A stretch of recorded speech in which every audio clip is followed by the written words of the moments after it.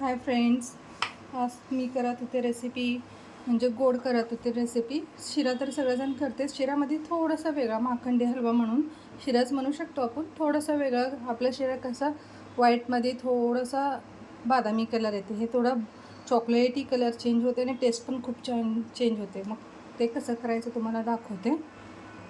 वाटीभर रवा घ्या, एक वाटी आहे वाटीने, आणि ह्याच्यात थोडासा तूप घेऊन जरा भाजून घ्या. म्हणजे जे कच्चं आहे ना, हे बघा थोडंसं तूप घेतलं मी. जे रवाचं कच्चं स्मेल असते ते जायला पाहिजे.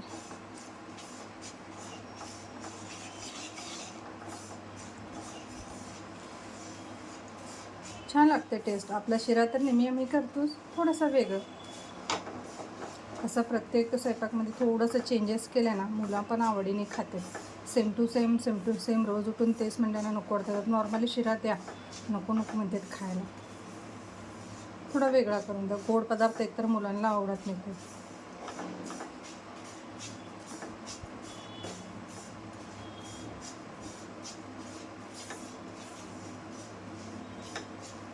रवा जरा चांगलाच भाजून घ्या, म्हणजे जरा कच्चा स्मेल जायपर्यंत.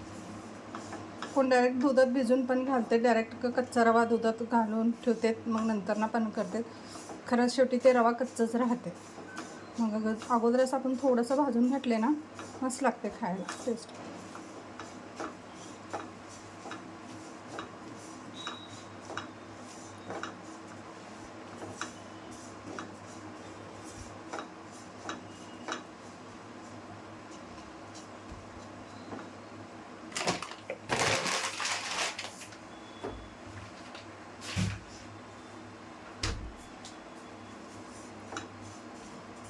नॉनस्टिक असल्यामुळे जास्त काय करपते असं काय टेन्शन नाही आहे. आधीमध्ये मी हात सोडून माझी कामं पण करून घेत असते.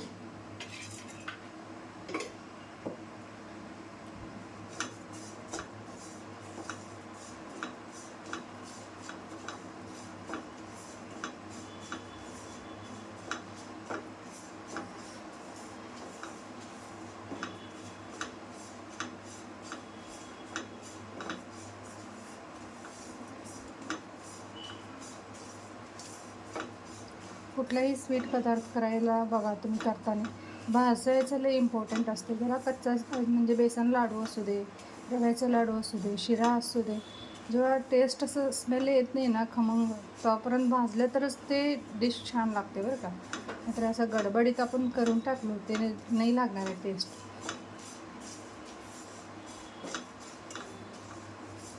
असं छान रव्याचं स्मेल यायला, मस्तपैकी तूप घातले होते ना, छान स्मेल यायला. आता मी ह्याला साईडला काढून घेते एक भगोण्यात. हे बघा, ह्याच्यात मी एक भगोण्यात काढून घेते. गरम आहे.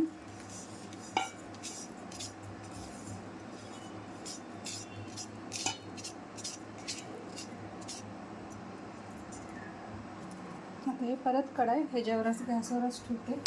त्याच्या अगोदर मी आता ह्याच्यात ते भगोण्यात गरम रव्यात काय करणार आहे, कोमट दूध आहे ते दूध 2 वाटी दूध घालणार आहे. 1 वाटी रव्याला 2 वाटी दूध.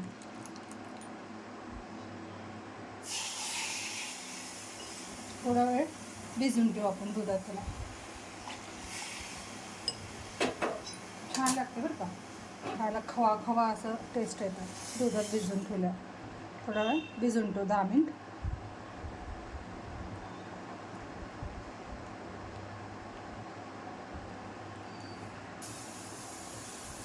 तोपर्यंत मी इथं पुढचं प्रोसिजर दाखवते तुम्हाला.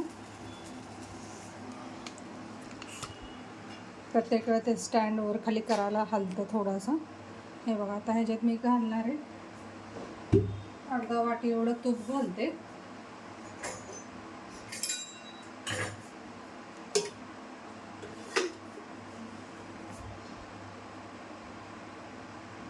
घट्ट आहे माझी जरा तूप, मी पातळ करून घेतले. मी तूप आहे अर्धा वाटीवर.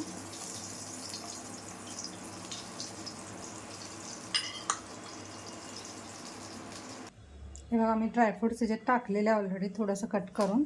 काजू बदाम ते तूप घातले होते ना, त्याच्यातच टाकलेलं आहे, म्हणजे ते छान फ्राय होते तुपातच.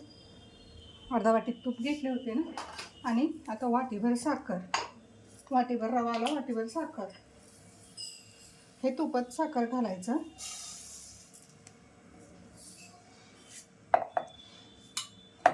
हे दुधाचा वाटी होता म्हणून चिटकले. आता दूध घेतले ना मेजरमेंटसाठी.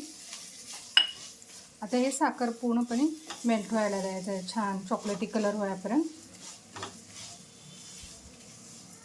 साखर मेल्ट करून थोडंसं चॉकलेटी कलर करायचं, करपून घ्यायचं नाही. कसं करपून घेतलं ना कडवाट लागते बरं का. हे जरा वेळ लागते मेल्ट व्हायला, थोडासा ठेवून टाका असं आहे, पण 10 मिनटं लागते मेल्ट व्हायला.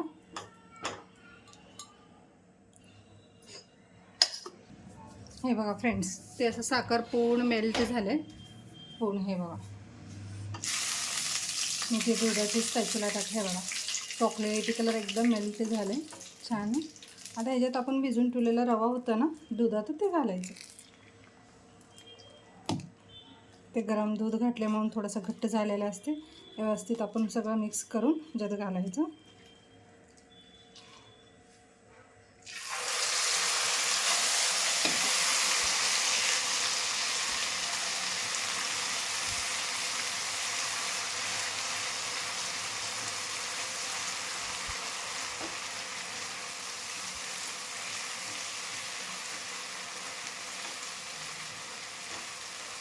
खायला छान वाटते, थोडासा चेंज.